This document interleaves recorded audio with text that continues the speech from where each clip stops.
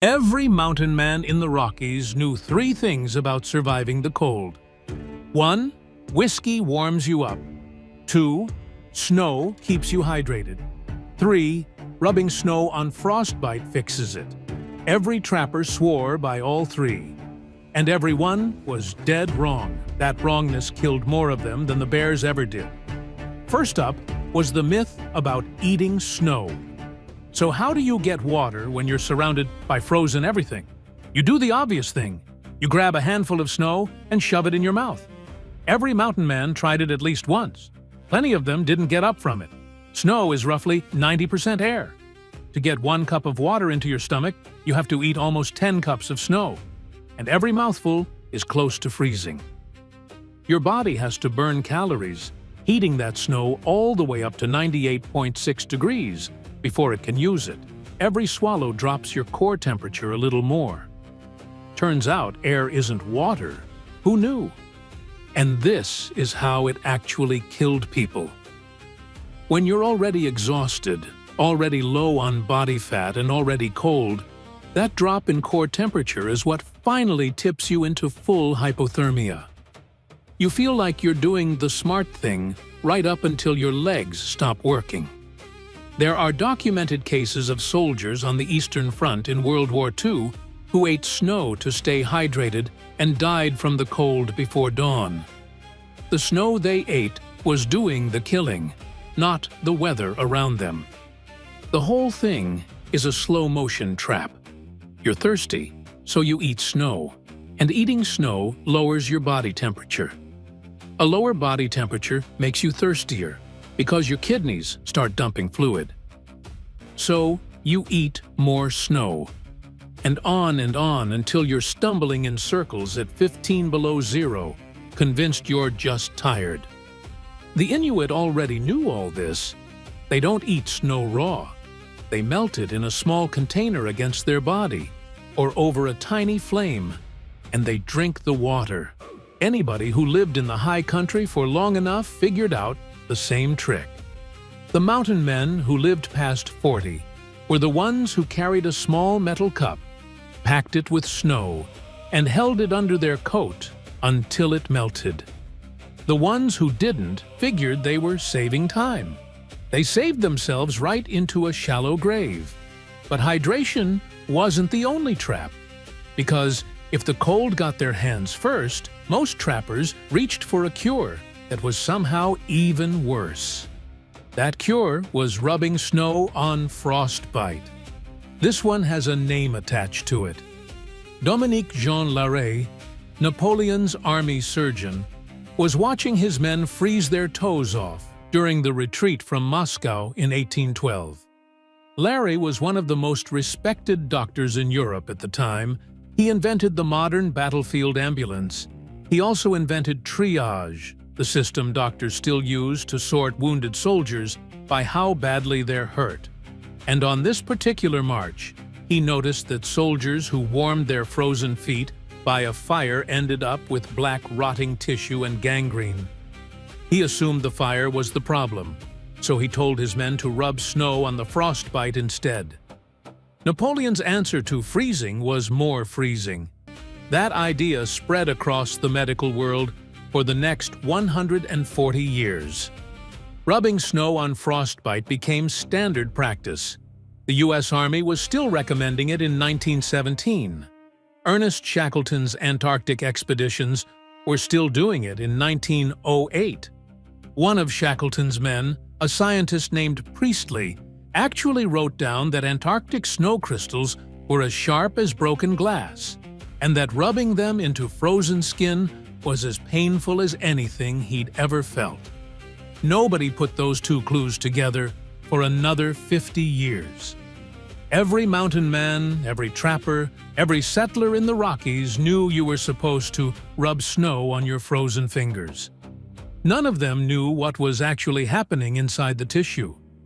When your skin freezes, the water inside your cells freezes into tiny shards of ice. Those shards are hard and sharp.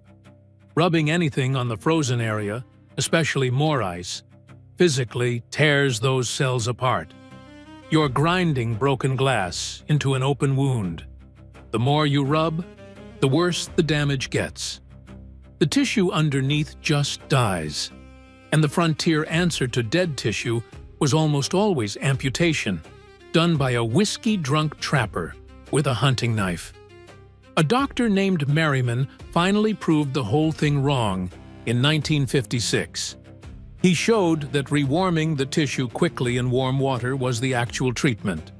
But by then, over a century of soldiers, trappers, mountain men, and explorers had already lost fingers, toes, feet, and lives to the exact treatment they trusted. The cure was worse than the injury. Modern doctors say to warm the frozen area slowly in water between 99 and 108 degrees. No rubbing, no snow, no fire, just warm water and patience. That answer took nearly 200 years to arrive. The mountain men who kept all 10 fingers into old age were the ones who ignored the wisdom of the day and just warmed their hands against their own bellies or armpits. Everybody else lost pieces, but the biggest killer wasn't in the snow, and it wasn't in your hands. It was in the one thing every mountain man carried close to his heart. That thing was a flask of whiskey. This one has killed more people than the other two combined, and most of us still believe it a little bit. Say you're a mountain man in the 1830s. A winter storm rolls in over the pass. You pull out your flask, take a long pull of whiskey, and feel the burn go down your throat and into your chest. The warmth washes over you. You shrug off your heavy coat, stop shivering, and get back to work. By morning, you're dead. And this is what actually happens inside you. Alcohol is a vasodilator. That's a big word for a simple thing. It opens up your blood vessels. Blood that was locked deep in your core, keeping your heart and lungs and brain warm, suddenly rushes out to your skin. That's why your face gets red and your hands feel warm, but your core just got colder. The whole reason your body shrinks your blood vessels in the cold is to save the heat for your vital organs. Alcohol shuts that survival system down. It fools your skin into feeling warm at the exact moment your core starts to freeze. And it gets worse from there. Alcohol also stops you from shivering, which is one of the main ways your body actually generates heat in the cold. It messes with your thinking, so you don't notice you're freezing to death. It convinces you to take off warm clothes you desperately need. And it makes you want another drink, which just speeds the whole thing up. You feel like a lumberjack right up until you can't stand up. Mountain men drank whiskey almost every day. The Rocky Mountain Fur Company and the American Fur Company hauled barrels of it into the mountains every summer for the annual rendezvous, where trappers came out of the wilderness once a year to trade furs and drink for 2 weeks straight. Flasks got passed around the fire on cold nights year-round, and every winter, a small percentage of those men just didn't come home. Nobody could quite explain it, because the ones who died had been drinking to stay warm. The whole culture around alcohol and cold ran deep. You've probably seen those old cartoons of a St. Bernard rescue dog trotting through the Swiss Alps with a small barrel of brandy strapped to its collar, ready to save stranded travelers. That whole image was invented by artists in the 1800s. The monks who ran that mountain shelter never carried alcohol on those dogs. They knew brandy was the last thing a freezing traveler needed. The cartoon lied for 200 years, and most people still believe it. The best trappers figured this out on their own. Jim Bridger, who lived to 70 years old back when most mountain men died before 40, was famously careful about alcohol. Kit Carson did the same.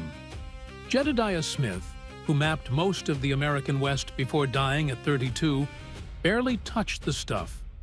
The men who reached old age were often the ones who drank the least, because they'd watch their friends get warm and confident, and then quietly freeze to death. None of that stopped the myth from spreading. It still hasn't stopped it.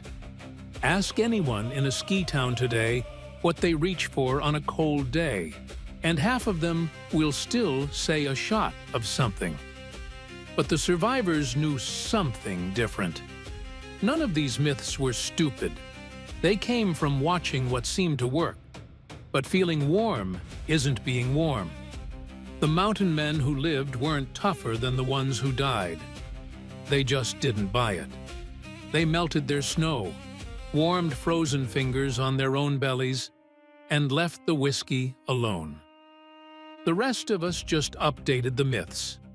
We drink energy drinks in the cold, trust a phone battery bar in a blizzard, and call cotton under a shell jacket warm. Same story, different props. Subscribe if any of this hit different.